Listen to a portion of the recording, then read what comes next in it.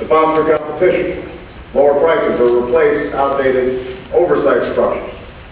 Old institutions cannot adequately oversee new practices. Old rules may not fit the roads where our economy is leading.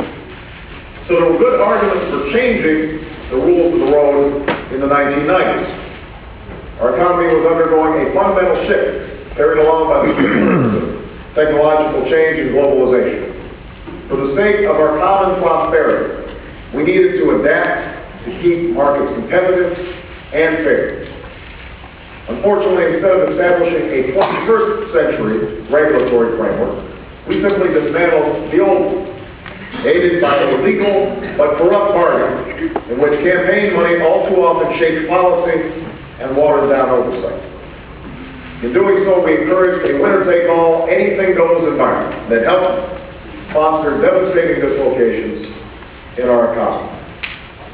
Deregulation of the telecommunications sector, for example, fostered competition, but also contributed to massive overinvestment. Partial deregulation of the electricity sector enabled market manipulation. Companies like Enron and WorldCom took advantage of the new regulatory environment to push the envelope, pump up earnings, disguise losses, and otherwise engage in accounting fraud to make their profits look better. A practice that led investors to question the balance sheets of all companies and severely damaged public trust in capital markets. This was not the invisible hand at work.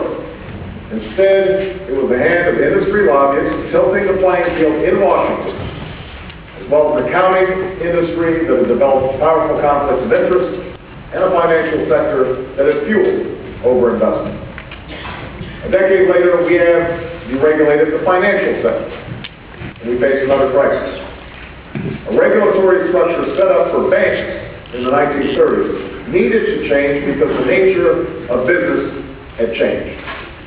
But by the time the Glass-Steagall Act was repealed in 1999, the $300 million lobbying effort that drove deregulation was more about facilitating mergers than creating an efficient regulatory framework.